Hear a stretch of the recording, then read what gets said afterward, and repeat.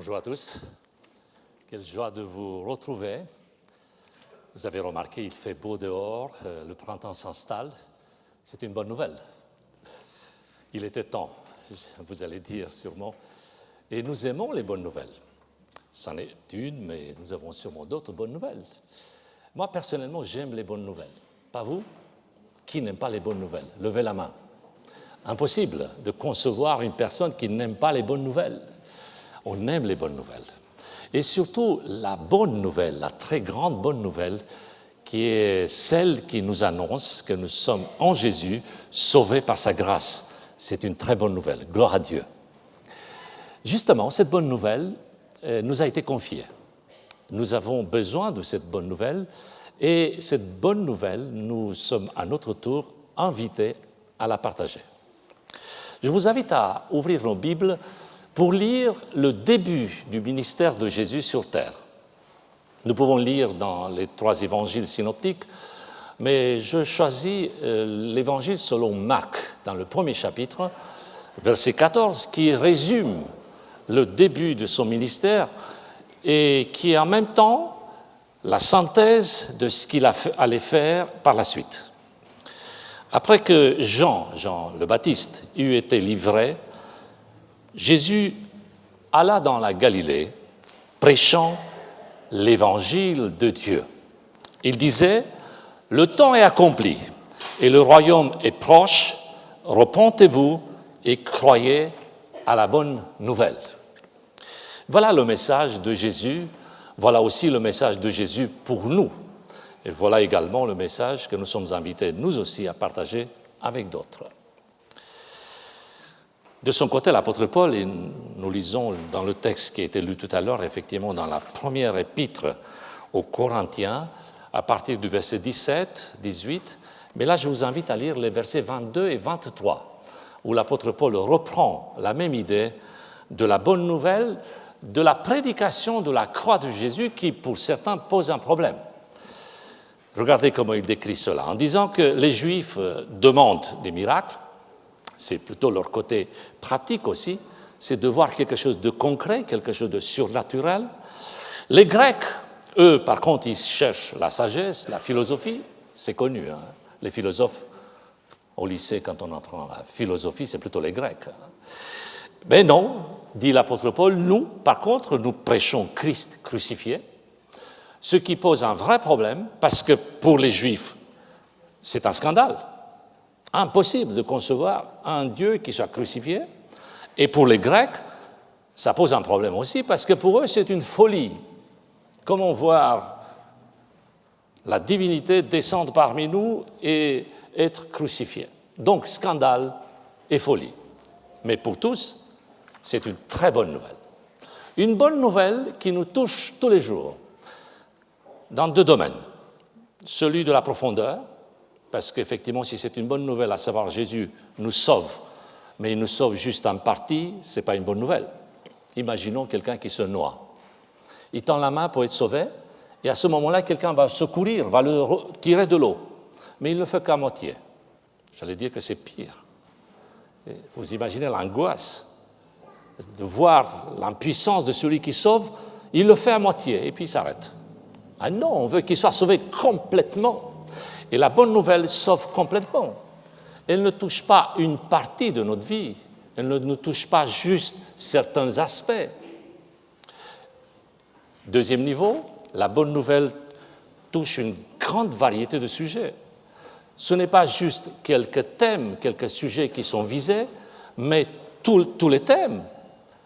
Une variété énorme, parce que la bonne nouvelle a cette capacité de toucher tout et d'une façon varié dans son largeur, dans sa largeur.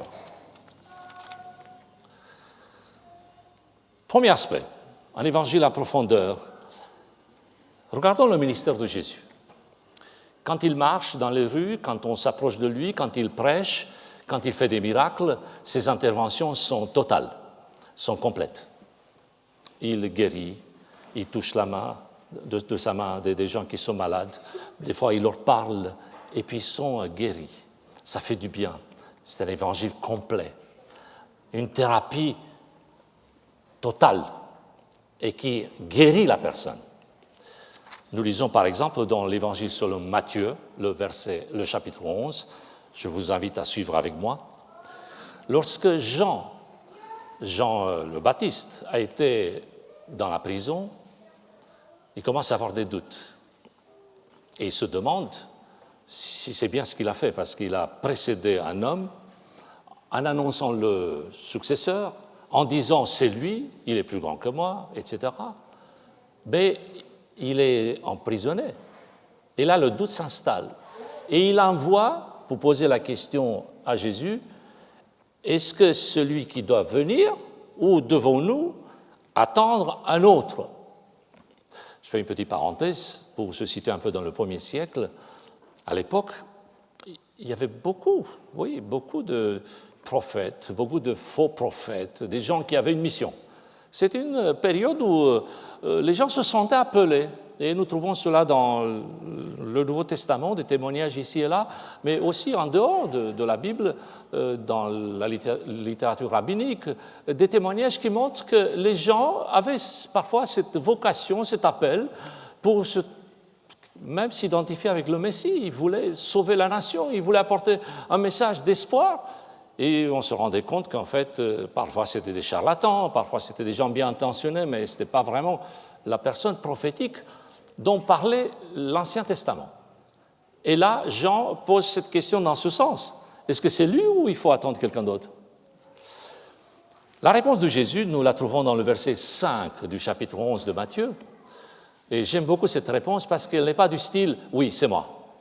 Oui, tu ne te trompes pas, c'est moi. Tout ce que tu as attendu pendant des années et des années, ne t'inquiète pas, la prophétie s'accomplit avec moi. Vous avez remarqué, quand on lit rapidement le texte, on se rend compte que ce n'est pas cette réponse que Jésus donne. Il dit, les aveugles, dit à Jean, les aveugles voient, les boiteux marchent, les lépreux sont purifiés, les sourds entendent, les morts ressuscitent, et la bonne nouvelle est annoncée aux pauvres. Voilà, dites ça à Jean, il comprendra. En fait, Jésus ne fait que décrire l'ensemble de la mission du Messie qui est attendue. C'est une confirmation de ce qui devait faire le Messie. Et effectivement, donc c'est lui. Conclusion, Jean il dit, OK, c'est lui, je ne me suis pas trompé. La bonne nouvelle s'accomplit. Elle s'accomplit dans sa totalité. Elle touche les pauvres, les aveugles, les lépreux, les gens qui sont handicapés. Ça, c'est la bonne nouvelle. La lèpre, par exemple, moi, personnellement, je n'ai jamais vu un lépreux. Vous allez me dire, oui, c'est normal, la lèpre a été éradiquée. L'Organisation mondiale de la santé déclare que ce n'est pas une maladie. De temps en temps, il y a quelque part, mais on ne voit pas des lépreux tous les jours. Mais on sait que c'est une maladie terrible, une maladie qui ronge la vie de quelqu'un tout doucement, au point qu'à un moment donné, vous avez devant vous quelqu'un qui est vivant, mais qui n'est pas vraiment. Imaginez cette personne guérie par Jésus, où la peau revient, les os commencent à remplir leurs fonctions, les muscles se remettent en place, la personne est belle. Eh bien, Jésus a fait ça. Heureusement, ou j'allais dire malheureusement, oui, vous allez voir le paradoxe, nous ne sommes pas des lépreux. Mais il faut que l'Évangile soit tout aussi puissant. Et c'est là où il y a le piège. Parce qu'on pense qu'on n'a pas la lèpre, donc il n'y a pas grand-chose à changer. Il n'y a pas quelque chose d'extraordinaire, c'est juste quelques corrections. C'est ce qu'on appelle l'Évangile cosmétique. Une cosmétique réparatrice. Ici et là où on fait à Dieu, au Seigneur, la liste de ce qu'il faut que ça change. Et nous sommes nous-mêmes ceux qui indiquent le traitement. En disant, mais Seigneur, j'ai un problème avec la colère. Voilà, si je règle ça, le reste, ça va s'arranger. En général, je ne suis pas une mauvaise personne, heureusement. Et puis, j'ai un petit souci avec, je ne suis pas tout à fait au point par rapport à mon travail, je suis en retard avec mes dossiers, mais si j'arrange ça, pour le reste, ça ira.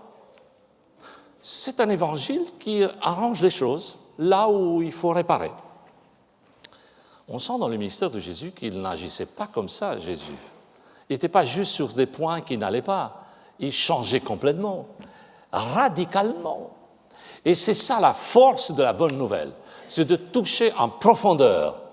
Demandons au Seigneur de nous aider pour que cette bonne nouvelle touche nos vies en profondeur, non pas juste dans la cosmétique réparatrice.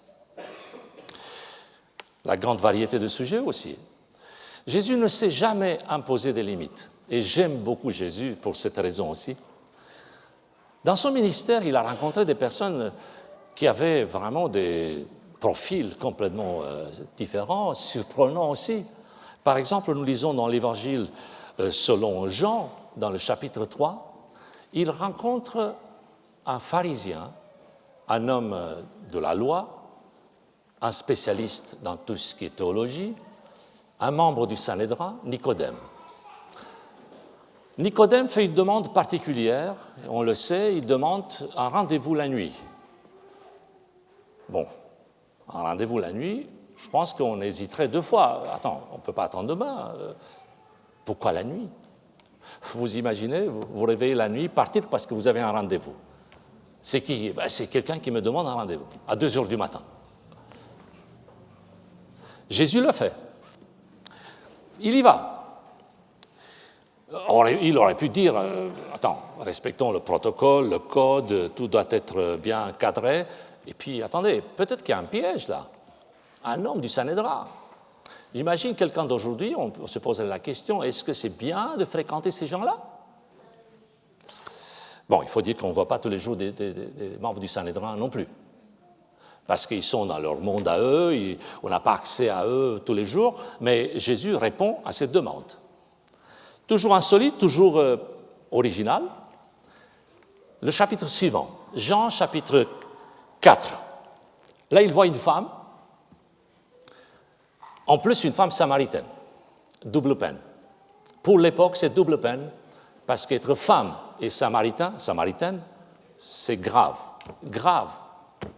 On ne peut pas rencontrer une femme en plein jour.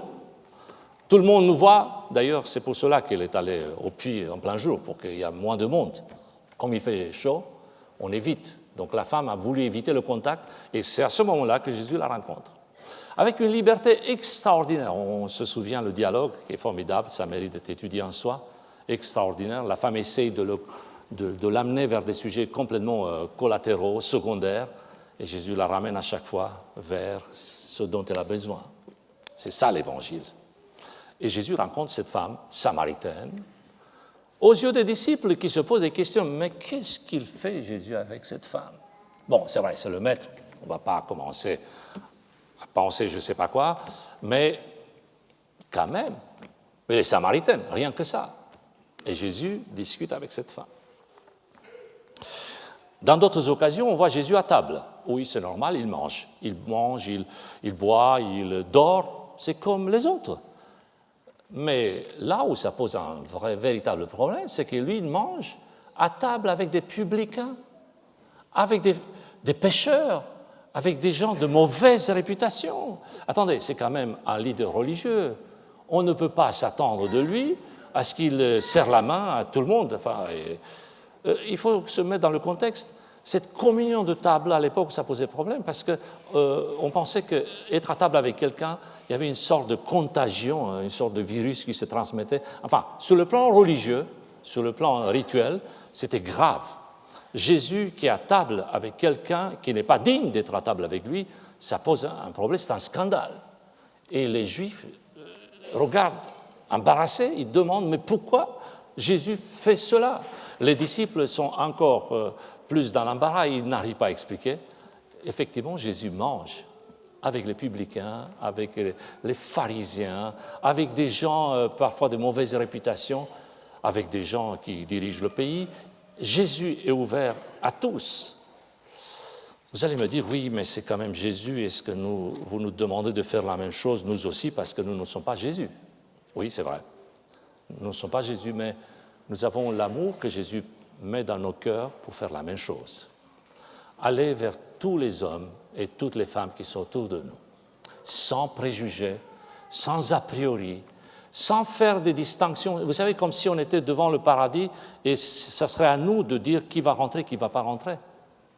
On n'a pas cette capacité. On ne sait pas comment les choses vont tourner. Mais par contre, on sait que si nous remplissons notre mission, si nous assumons notre responsabilité, il y a forte chance que les choses changent grâce à cette présence.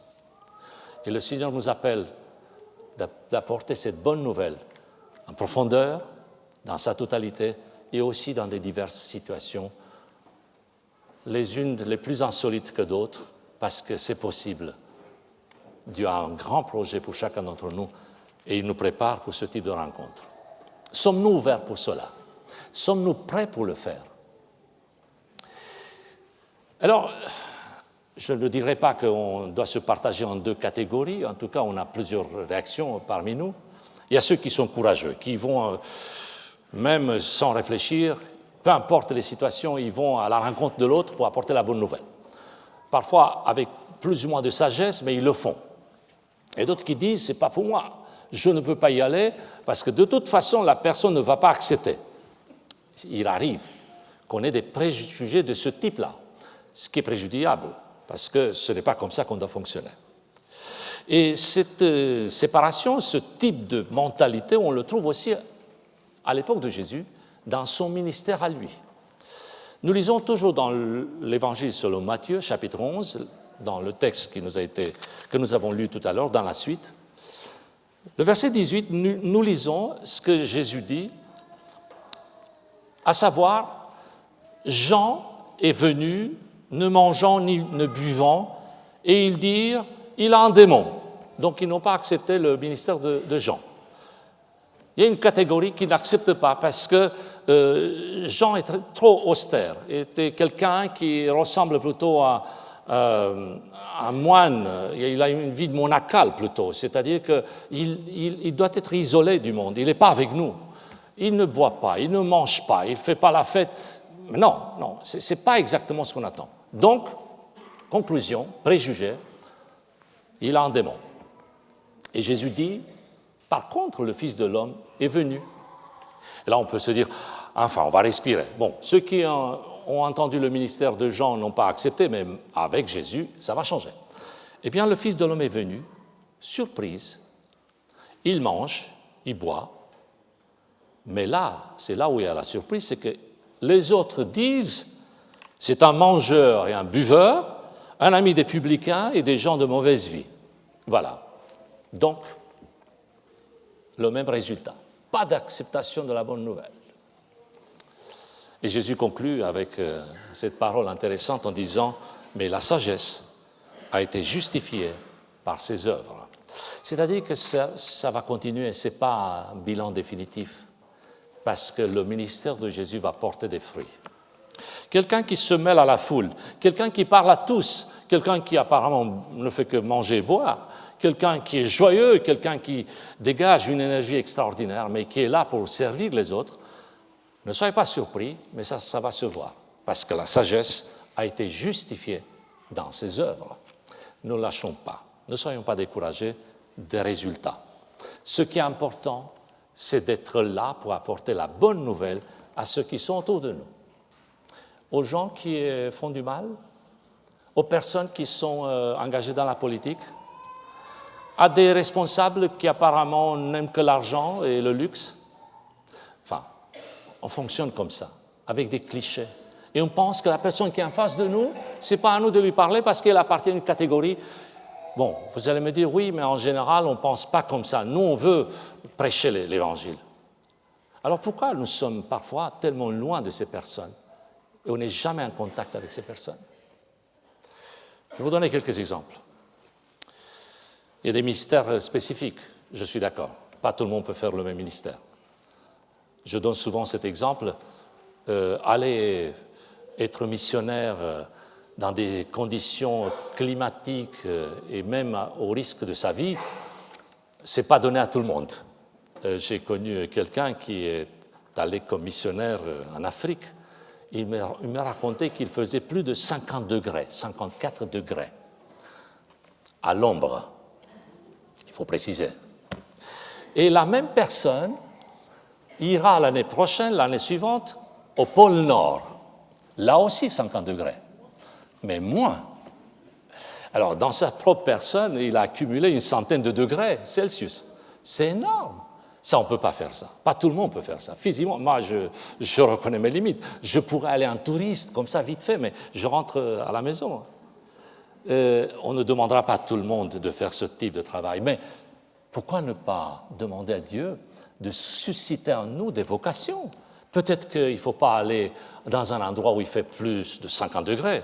On peut aller dans des endroits où, comme ici, la même température, la même météo, mais par contre, il y a des êtres vivants qui sont devant nous et qui ont besoin du Seigneur. Que dire, par exemple, de s'occuper des enfants en difficulté? Je sais que certains vous le faites déjà, mais peut-être que c'est une vocation pour d'autres. On n'a jamais essayé. On n'a jamais eu la curiosité de voir qu'est-ce que ça donne.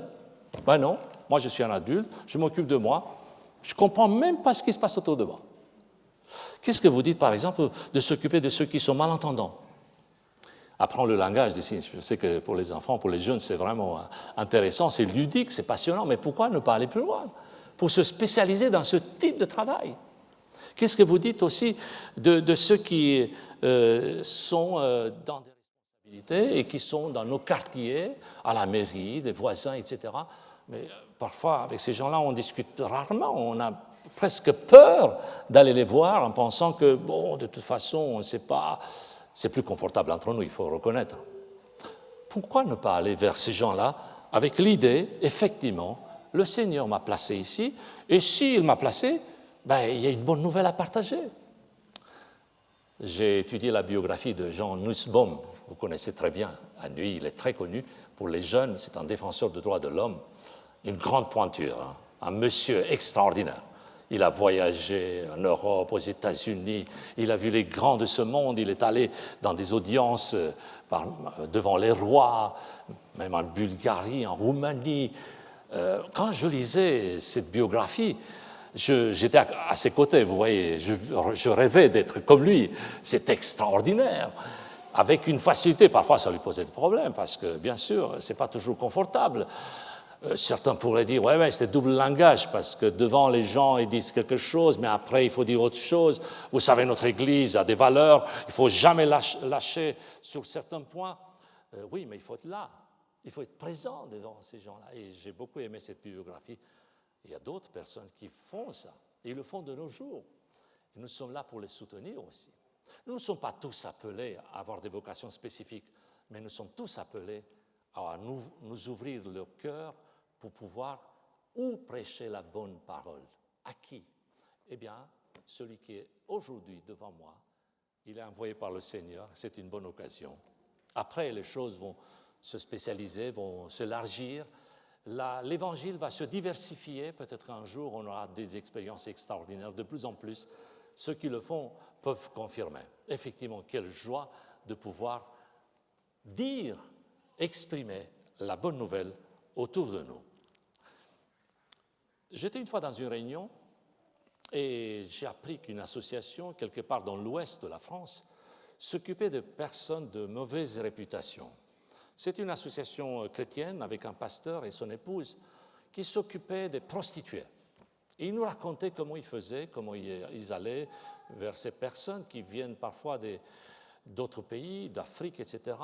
Et puis, ces personnes qui sont stigmatisées, qui sont montrées du doigt, eh bien, ce couple a trouvé comme une sorte de vocation pour s'occuper de ces personnes, pour leur apporter du réconfort, du matériel de première nécessité, les visiter là où ils habitaient, et tout cela avec... et quand j'écoutais ces témoignages, j'étais interpellé. Et à la fin, je me suis approché de ce monsieur, de ce frère. Je lui ai dit, est-ce que dans cette ville, les églises vous ont aidé? Il y a d'autres, parce que c'est un travail assez compliqué, long, il faut soutenir. Ils ont dit, oui, quasiment toutes les églises font partie de ce roulement, ils viennent nous aider et ça se passe plutôt bien. J'ai une curiosité.